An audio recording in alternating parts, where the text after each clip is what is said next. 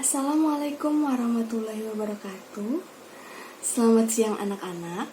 Bagaimana kabarnya hari ini? Semoga sehat selalu ya.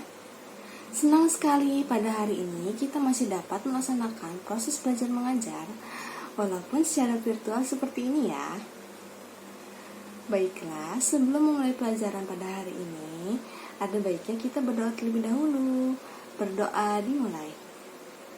Berdoa selesai. Pada hari ini kita akan belajar mengenai teori asam basa. Adapun tujuan pembelajaran pada hari ini yaitu mendefinisikan teori asam basa menurut Arrhenius, Bronsted-Lowry, dan Lewis. Dalam kehidupan sehari-hari kita sering sekali berinteraksi dengan asam maupun basa. Asam, contohnya dalam kehidupan sehari-hari, yaitu ada pada buah apel dan cuka. Pada buah apel mengandung asam malat, sedangkan pada cuka mengandung asam asetat. Sedangkan contoh basa dalam kehidupan sehari-hari yaitu pada sabun dan juga pupuk. Sabun mengandung natrium hidroksida, sedangkan pupuk mengandung amoniak. Kebanyakan orang mengatakan bahwa asam adalah sesuatu yang berasa masam, sedangkan basa adalah sesuatu yang berasa pahit. Namun tidak semua asam itu rasanya masam loh, dan tidak semua basa rasanya pahit. Lalu bagaimana ya cara membedakannya? Baiklah, pada hari ini Ibu akan menjelaskan asam basa dalam ilmu kimia. Sebelum pembelajaran ini dimulai, Ibu harap kalian memperhatikan video ini dengan baik ya, dikarenakan pada akhir video Ibu akan memberikan sebuah evaluasi. Simak baik-baik ya penjelasan Ibu mengenai teori asam basa dalam ilmu kimia. Teori asam basa yang pertama yaitu teori Arrhenius. Pada teori Arrhenius, asam adalah senyawa yang apabila dilarutkan dalam air akan menghasilkan ion H+. Sedangkan basa adalah senyawa yang apabila dilarutkan dalam air akan menghasilkan ion OH-.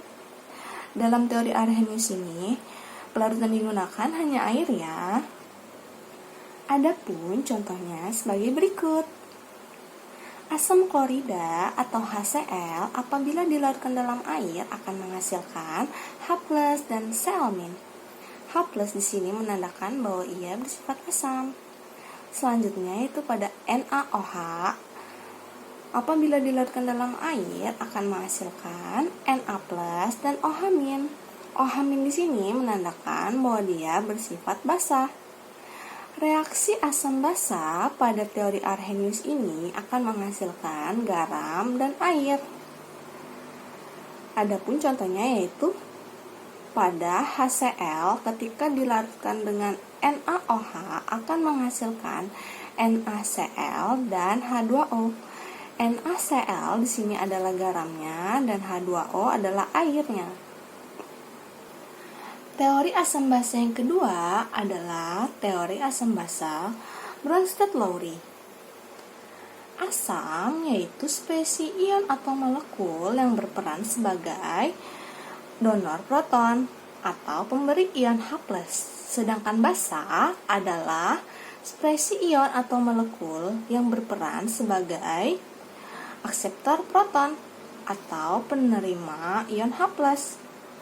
Pada teori Bronsted-Lowry ini memiliki keunggulan dibandingkan dengan teori Arrhenius, dikarenakan pada teori asam basa Bronsted-Lowry ini pelarutnya tidak hanya menggunakan air loh. Reaksi antara asam dan basa pada teori asam basa Bronsted-Lowry akan menghasilkan basa konjugasi dan asam konjugasi. Adapun contohnya sebagai berikut. CH3COOH ketika direaksikan dengan H2O akan menghasilkan CH3COO- dan H3O+. CH3COOH bertindak sebagai asam dikarenakan ia memberikan ion H+ kepada H2O dan menghasilkan CH3COO-. CH3COO- di sini bertindak sebagai pasangan basa konjugasi dari CH3COH.